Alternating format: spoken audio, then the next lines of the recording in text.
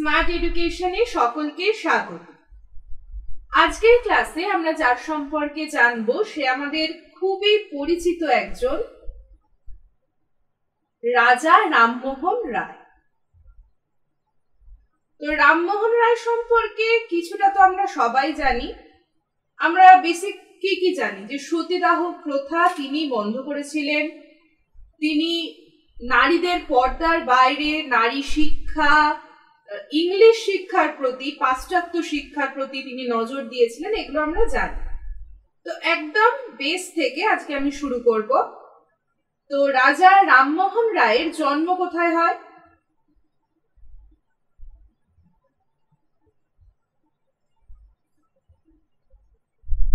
জন্ম হয় 22শে মে 1772 সালে হুগলি জেলার রাধানগর গ্রামে। তার বাবার নাম রামকান্ত বন্দ্যোপাধ্যায়, মায়ের নাম তারিণী দেবী। সবকিছু আমি লিখছি না, তাহলে অনেকটা টাইম যাবে। এবার বলো, যার বাবার নাম রামকান্ত বন্দ্যোপাধ্যায়, মায়ের নাম তারিণী দেবী, তার নাম রাজা রামমোহন রায় হবে কেন? এর কারণ হলো যে রাজা আর রায় দুটোই কিন্তু তার উপাধি। বোঝা গেল? তো রাজা উপাধি তিনি কবে পেলেন, কেন পেলেন, সেটা আমি পরে বলবো। তো এখন তো আমরা তার জন্ম, বাবা মায়ের নামটা জানলাম। এবার তার এই দুটো উপাধি ছাড়াও, রাজা রায় উপাধি ছাড়াও তার কিন্তু প্রচুর উপাধি। কি? মডার্ন ম্যান অফ ইন্ডিয়া, ভারতের প্রথম আধুনিক মানুষ। আধুনিক মানুষ কেন বলা হচ্ছে সেটা নিশ্চয়ই আর বোঝাতে হবে না। সে এই যে মেয়েরা পর্দায় থাকবে, মেয়েরা পড়াশোনা করবে না, তারপরে তার স্বামী মারা গেছে বলে তাকে ধরে পুড়িয়ে দাও, এই সতীদাহ প্রথা, সেটা তিনি বন্ধ করেন। এবং এই সতীদাহ প্রথা বন্ধ করতে গিয়ে তাকে যে যুদ্ধ করতে হয়েছে সব গল্পই বলবো। এখন বেস থেকে শুরু করছি। তো কি বললাম, কি উপাধি? Modern man of India. Modern man of India. তাকে রবীন্দ্রনাথ ঠাকুর বলেছেন ভারত পথিক, অধ্যাপক দিলীপ কুমার বলেছেন বিশ্ব পথিক। তাছাড়াও আছে নবজাগরণের অগ্রদূত, ভোরের শুকতারা, এরকম অনেক উপাধি তিনি পেয়েছেন। তো বোঝা গেল। এরপরে রাজা রামমোহন রায় কি করেছেন সেই দিকগুলোয় আসা যাক। তিনি 22শে মে 1772 সালে জন্মগ্রহণ করেন। 1815 খ্রিস্টাব্দে তিনি আত্মীয় সভা গঠন করেন। আত্মীয় সভা জিনিসটা কি? আত্মীয় সভায় তিনি বেদান্তের আদর্শ সকলকে বোঝান। কিছু মানুষকে জড়ো করে, আমার ইচ্ছা হলো যে এই ব্যাপারটা তো সমাজে খুব ভুল হচ্ছে, আমাকে মানুষকে বোঝাতে হবে, সুতরাং আমি একটা জায়গায় কিছু মানুষকে জড়ো করলাম, তো সেখানে তারা এলো, নিয়ে আমি বোঝালাম। রাজা রামমোহন রায় কি বোঝাতে চেয়েছিলেন? যে এই যে জাতিভেদ প্রথা, এ অন্য জাতির, একে ঘৃণা করো, এর ছোঁয়া খেও না, একে এক ঘরে করে দাও, এই পৌত্তলিকতা, সমাজের জাতিভেদ প্রথা, এই সব কিছুকে ভুলে গিয়ে একেশ্বরবাদ, যে ঈশ্বর এক, অদ্বিতীয়, নিরাকার ব্রহ্ম, এই ব্রহ্ম জ্ঞানটা তিনি মানুষের মধ্যে স্প্রেড করে একটা নতুন ধরনের উদারনৈতিক হিন্দু ধর্ম প্রবর্তন করতে চেয়েছিলেন।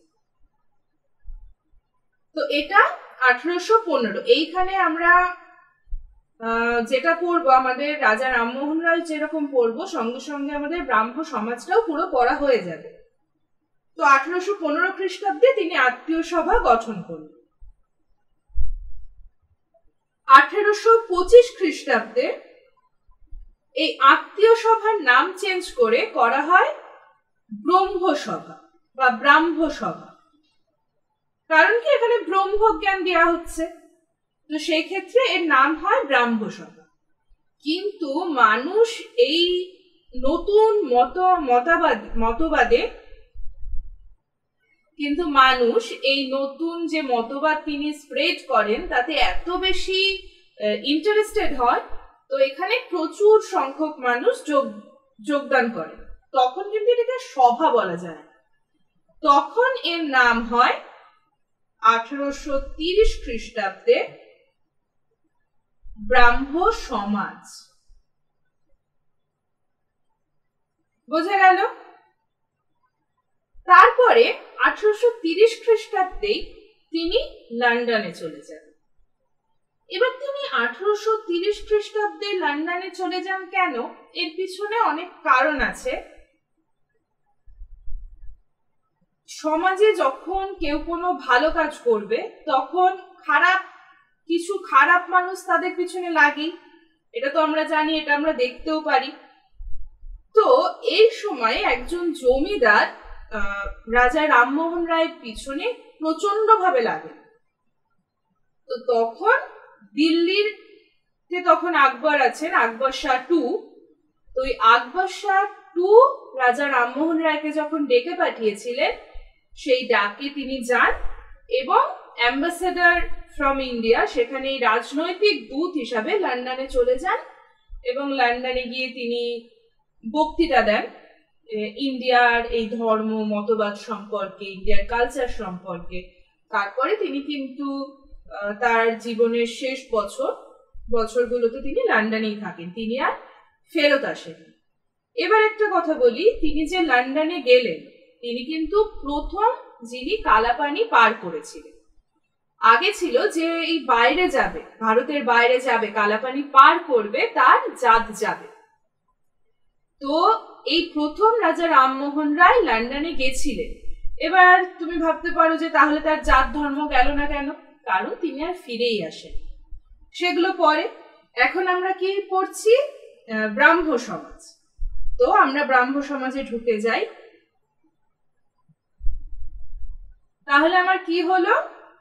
1830 খ্রিস্টাব্দে ব্রাহ্ম সমাজ নামকরণ হলো। তারপরে 1830 খ্রিস্টাব্দে রাজা রামমোহন রায় লন্ডনে চলে গেলেন। তখন তার বন্ধু তারানাথ চক্রবর্তীর হাতে তিনি এই ব্রাহ্ম সমাজকে মানে সেক্রেটারি বানিয়ে তিনি লন্ডনে গেলেন। তারপরে ব্রাহ্ম সমাজে তো আমি বললাম মানুষ প্রচন্ড ইন্সপায়ার্ড হয়, সবাই যোগ দিতে থাকে। তারপরে যখন এরকম অনেক লোক ব্রাহ্ম সমাজে যোগদান করেছে, তখন তার মধ্যে একজন ছিলেন কেশবচন্দ্র সেন।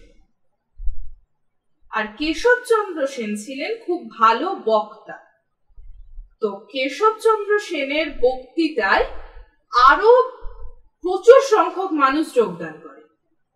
এটা প্রচন্ড বিস্তার লাভ করে এই সময়টায় ব্রাহ্ম সমাজ। তখন 1860 সালে কেশবচন্দ্র সেন এর নাম রাখে ভারতের ব্রাহ্ম সমাজ।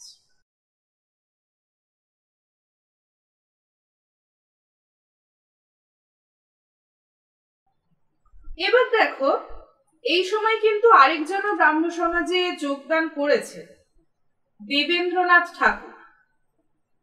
দেবেন্দ্রনাথ ঠাকুরের মাথায় এটা আসে যে ব্রাহ্ম সমাজ এটা তো একটা ব্রাহ্মণদের অর্গানাইজেশন, যেখানে ব্রহ্ম জ্ঞান দেয়া হচ্ছে। তার সেক্রেটারি, তার হেড আপাতত এখন কেশবচন্দ্র সেন। তো সে তো অব্রাহ্মণ, একজন সেন কি করে ব্রাহ্ম সমাজের মাথায় থাকতে পারে? তো দেখো, রামমোহন রায় যখন শুরু করেছিলেন তার এটা ছিল যে আমি জাতিভেদ প্রথা রাখবো না, কিন্তু এই ব্রাহ্ম সমাজের ভিতরেও ঢুকে গেল জাতিভেদ প্রথা। তখন 1866 সালে আবার ব্রাহ্ম সমাজ দুভাগে ভাগ হয়।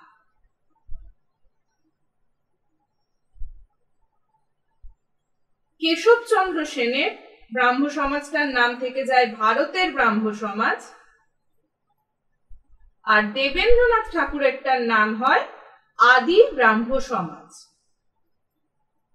কিন্তু পরবর্তীকালে ধরো আমি একটা সংগঠন খুললাম, সেখানে আমি জ্ঞান দিয়ে যাচ্ছি, কোনো কাজের কাজ করছি না, তো সেটা তো আর পারবে না। ব্রাহ্ম সমাজ বেড়েছিল তাদের সমাজ সংস্কার, নারীদের দুঃখ বোঝা, মানুষের কোনো অন্যায় হলে তার পাশে দাঁড়ানো।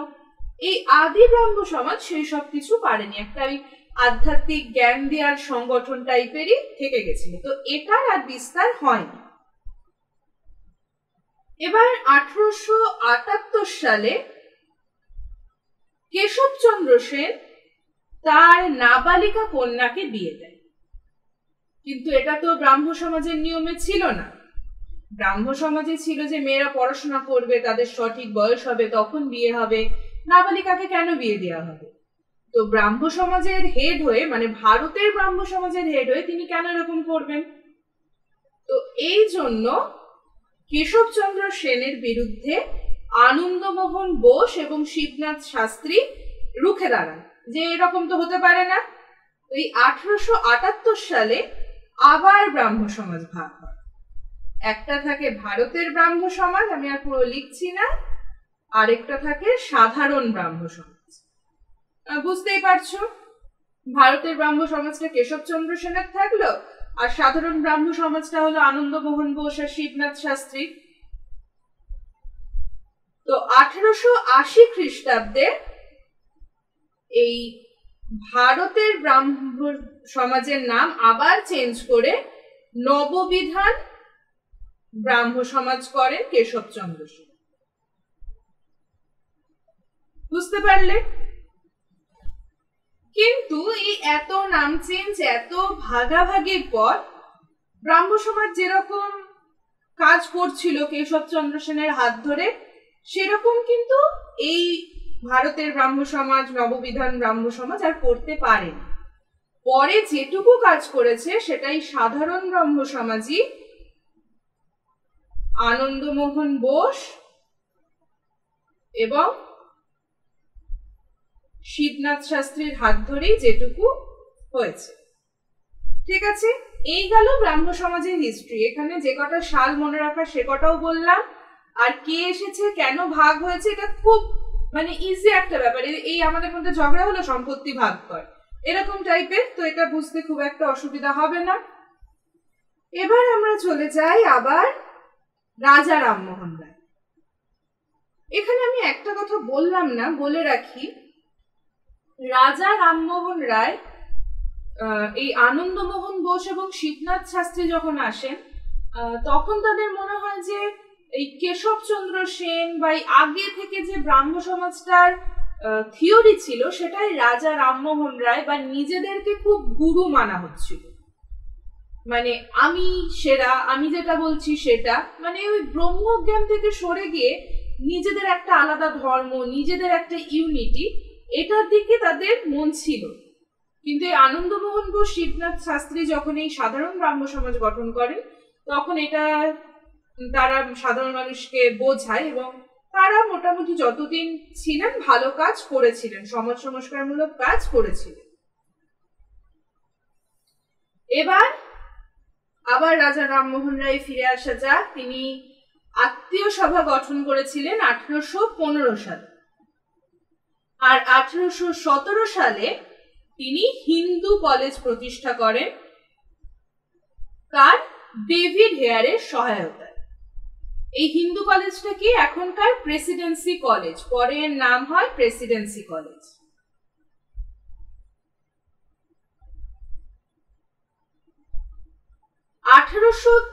খ্রিস্টাব্দে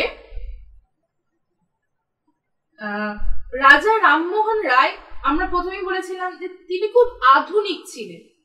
আধুনিক কেন ছিলেন? মডার্ন ম্যান অফ ইন্ডিয়া, দেখো আমি লিখেছিলাম প্রথমে। তিনি বলেছিলেন যে বিদেশিরা আসুক, এখানে থাকুক, তারা এখানে জমি কিনে বসবাস করুক, তাহলে তো এখানে ইংরেজি শিক্ষা, এখানে আরো বাইরের বিভিন্ন পাশ্চাত্য শিল্প শিক্ষা সবকিছু আসবে ভারতে। তো তিনি 1823 খ্রিস্টাব্দে বড়লাট আমহার্স্টকে চিঠি লিখে আমন্ত্রণ জানিয়েছিলেন যে ভারতে এসে আপনারা জমি কিনুন এবং বসবাস করুন। আমহার্স্টকে চিঠি।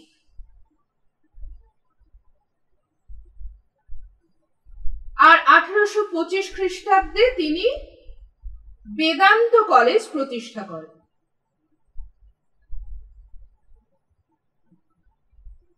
1829 খ্রিস্টাব্দে তিনি সতীদাহ প্রথা রদ করেন। সতীদাহ প্রথা রদ করার সময় বড়লাট কে ছিলেন? বড়লাট বেন্টিং ছিলেন। তিনি 17 নম্বর রেগুলেটিং আইন দিয়ে এই সতীদাহ প্রথা রদ করেন। আর কি? আর 1830 খ্রিস্টাব্দে তিনি লন্ডনে যান। আমি প্রথমেই বলেছি তখন সিংহাসনে ছিলেন আকবর শাহ টু। তিনি তাকে এই রাজা উপাধি দেন এবং রাজনৈতিক দূত হিসাবে লন্ডনে পাঠান। এবার তিনি লন্ডনে গিয়ে ওখানে বক্তৃতা দেন, ওখানে থাকেন। সেখানে তার একজন বান্ধবী হয়, তিনি হলেন মেরি কার্পেন্টার। তো এই মেরি কার্পেন্টার 1830 সালে তিনি লন্ডনে যান। 1833 সালে তিনি ব্রিস্টলে মারা যান। তার সমাধি এখন মানে তাকে সমাধিস্থ করা হয় ওখানে।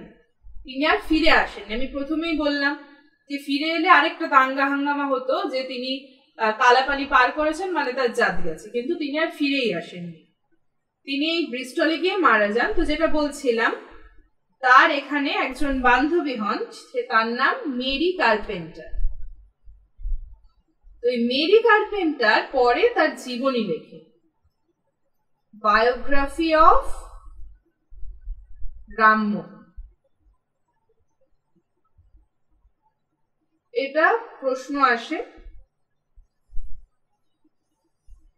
এবার যেটা আমরা একটা জিনিস বাদ দিয়ে গেছি ওটা পড়ে নি। একটা প্রশ্ন আসে যে first ambassador from India to London কে ছিলেন? রাজা রামমোহন রায়। তিনি প্রথম গেছিলেন, আমি আগেও বললাম। এবার তিনি কয়েকটা পত্রিকা প্রকাশিত করেছিলেন। সেই পত্রিকাগুলো কি কি? মিরাল উল আকবর, এটা ছিল ফার্সি ভাষা। তুফাত উল মুহাউদ্দিন, এটাও ফার্সি ভাষায়। সংবাদ কৌমুদি, এটা ইংলিশে। আর তিনি একটা বই লিখেছিলেন পারসেপস অফ জেসাস। তো এই হলো রাজা রামমোহন রায় কমপ্লিট। তো আশা করি এইটা পড়লে পুরো রাজা রামমোহন রায় কমপ্লিট হয়ে যাবে। এবং আইডিয়াটা ক্লিয়ার রাখলে ব্রাহ্ম সমাজ থেকেও প্রশ্ন আসে, ব্রাহ্ম সমাজটায় এই ভাগাভাগি কে কখন কার হেডে ছিল, কত সালে, একবার ভালো করে পড়ে নিলেই মনে থাকবে। দরকার হলে ভিডিওটা বারবার দেখো। তো আজকে এই অবধি।